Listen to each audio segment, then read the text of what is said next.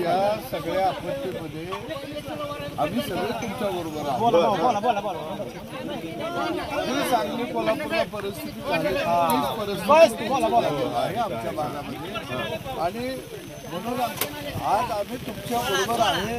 दिलासा द्यायला आपण वादविवाद करायला विषय नाही. तुम्ही म्हणला मागे जावा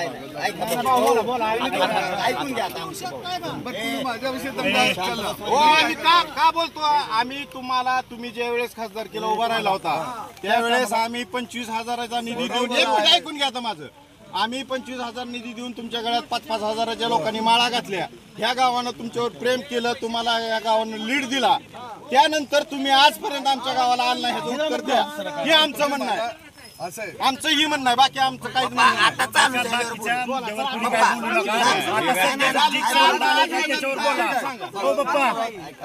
नाही. बाकीचं पुढे काय बोलू नका.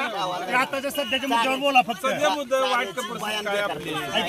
जनावर माझी रोडवर आहे ती 1000-1500 जनावर. मी 3 दिवस झाले तहसीलदारला बोलतोय, व्हिडिओला बोलतोय, कलेक्टरला बोलतोय. फक्त खासदार साहेबांनी थोडाफार आम्हाला चारा दिला. अजून वैरण खायला तुम्हाला तर तुम्ही शेतकरी आहो, तुम्हाला माहित आहे चालू सगळा वैरण दिसते जनावरांना खायला काय नाही. बरं माणसं आम्ही वाचवली आणून इकडे गावात. आम्ही पावणाऱ्या गावाला लावली जनावर सगळे